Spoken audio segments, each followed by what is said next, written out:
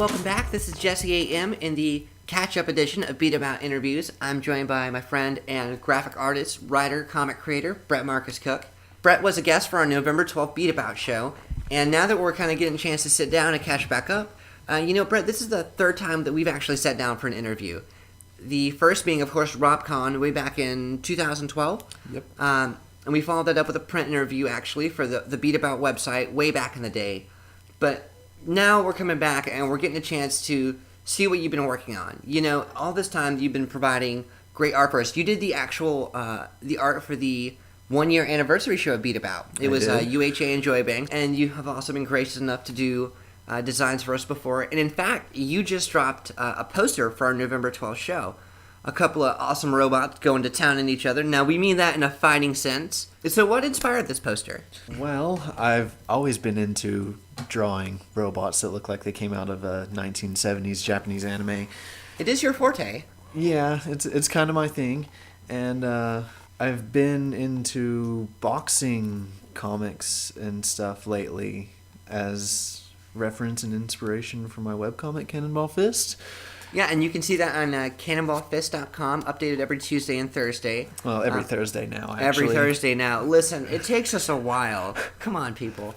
Before we get into that, what exactly and how exactly do you get into boxing comics? This seems like a real niche, and you're talking to someone who has been reading comics since the womb. They're a really big thing in Japan. Sports manga is huge. Isn't it 16 or 16 Love? It's a fairly popular tennis comic. Yeah. And there's also King of Tennis, and Slam Dunk is the really popular basketball one. Yeah, I've seen that one. And the big boxing one that's been going on for a long time is Hajime no Ippo. And I can see the appeal and the draw to that. What makes them stand out to you? What makes them not just interesting, but a fun read? I think it's just, I'm tired of superheroes. You just get tired of seeing the same stuff, like sci-fi and all of that, and seeing like these weird, super dynamic comics that are about sports of all things, done in such a brash kind of action-y way, like fight comics and stuff. It's interesting. There's a certain kind of kineticism to it. That said, you have your own comics, which we never get tired of. And we have Cannonball Fist Chapter 4. You just dropped a new cover to it.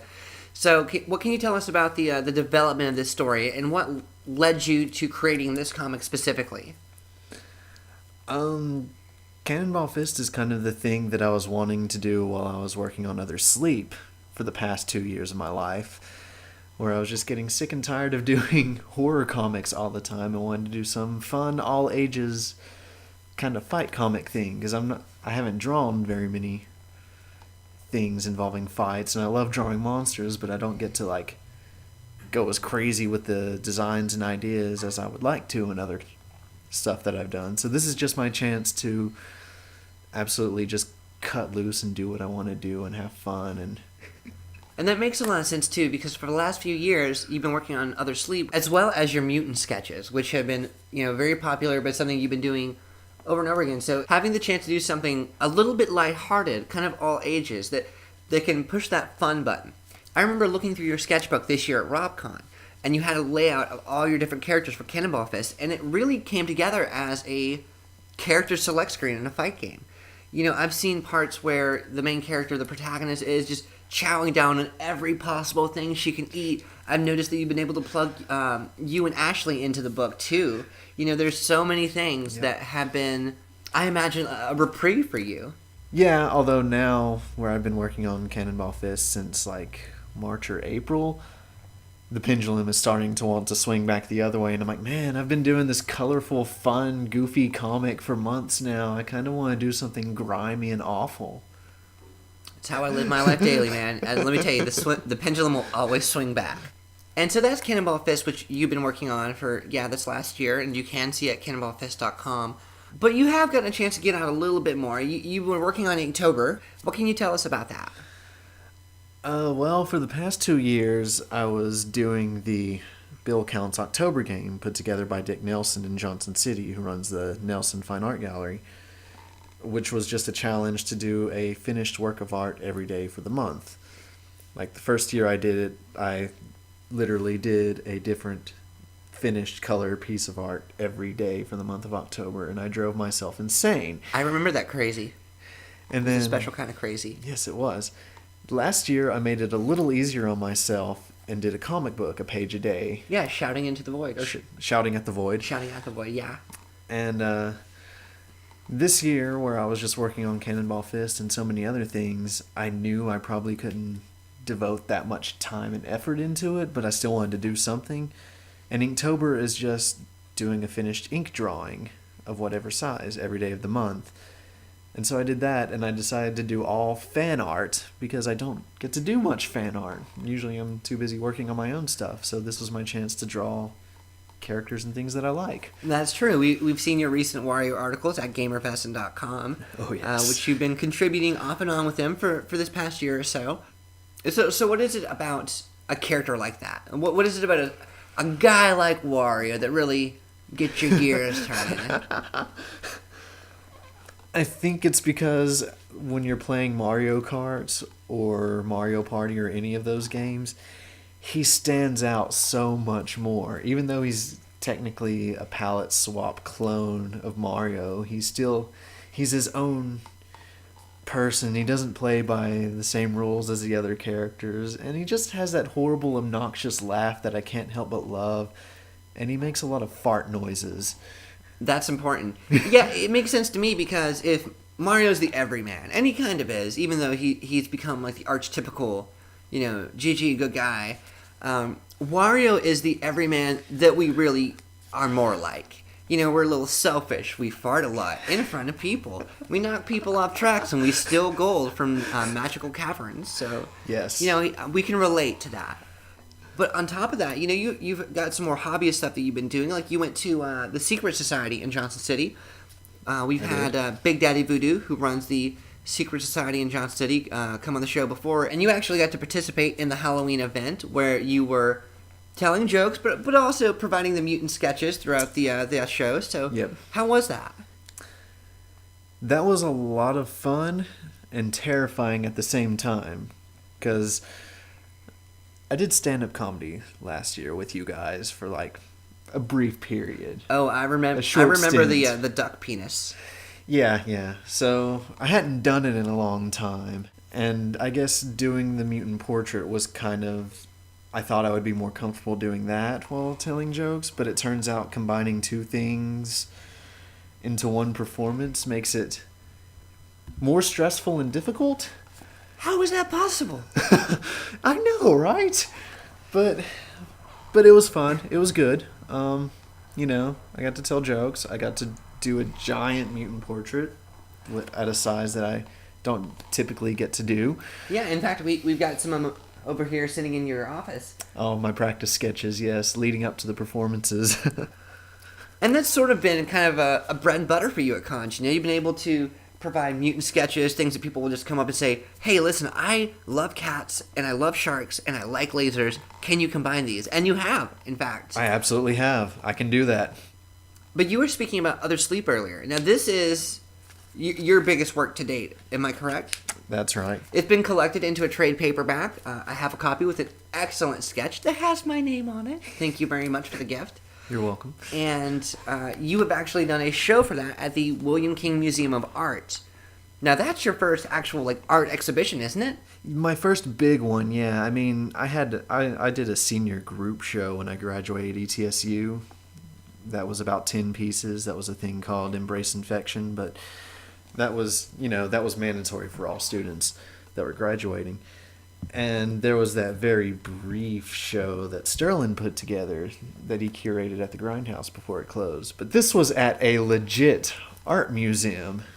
And it was also coinciding with the Heroes Aren't Hard to Find show, which was a big exhibit showcasing artwork, original comic pages from the collection of Shelton Drum, who runs the Heroes Aren't Hard to Find show and the Heroes Convention in Charlotte, North Carolina. So I got to display my art in the same building at the same time as guys like Jack Kirby, Frank Miller, Frank Frazetta. You're standing in a hall of greatness, basically. Yes. These are the names that define a lot of comics. Exactly. And that was just an insane experience. That was amazing. That was awesome. And so that's got to be like one of your proudest moments, your highest. But let's take it down into the dirt.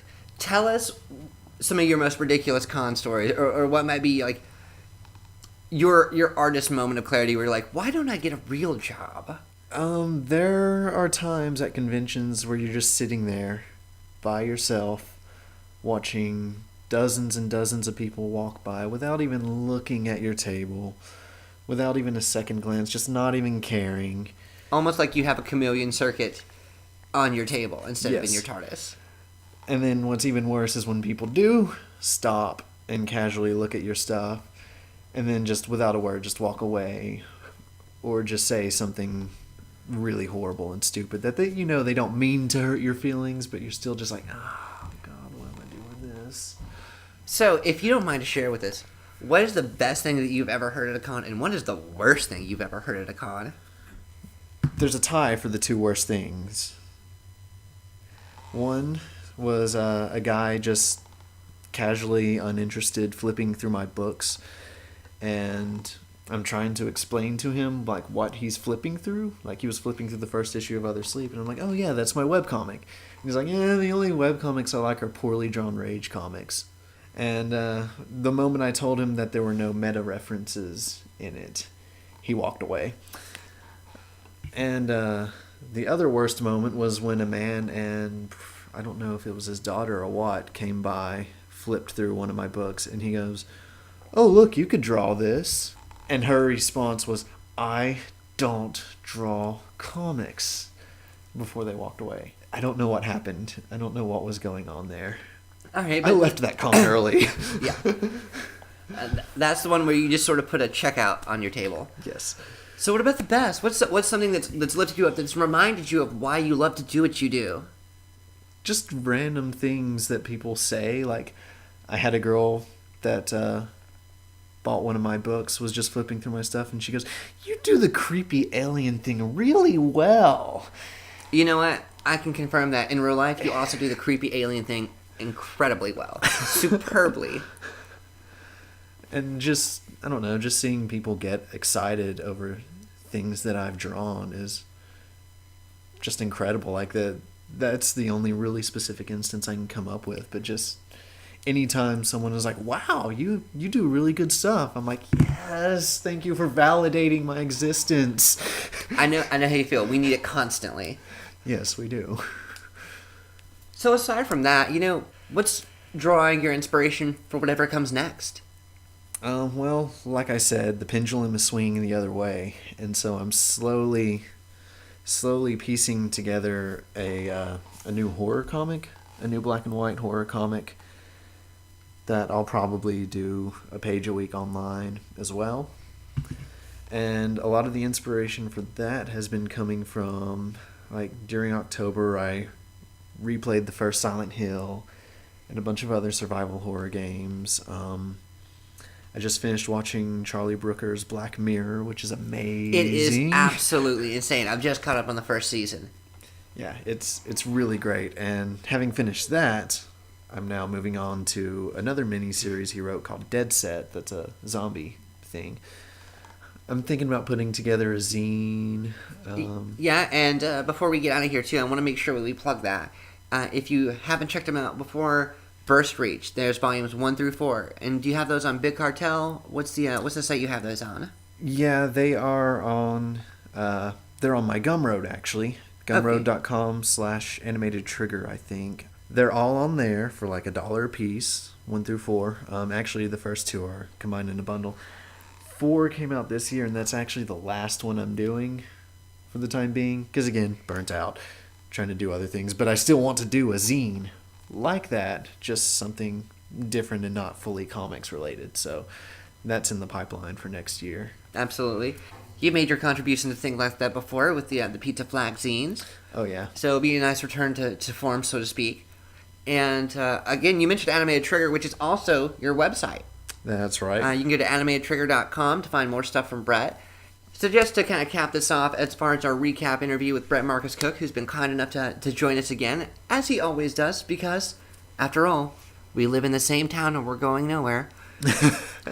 You can check him out at animatedtrigger.com. You can also look at Other Sleep on his website, cannonballfist.com. You can look at his work for Inktober and check him out on Gamer Besson. So this is Jesse A.M. and Brett Marcus Cook saying so long. Get off my property. Good enough.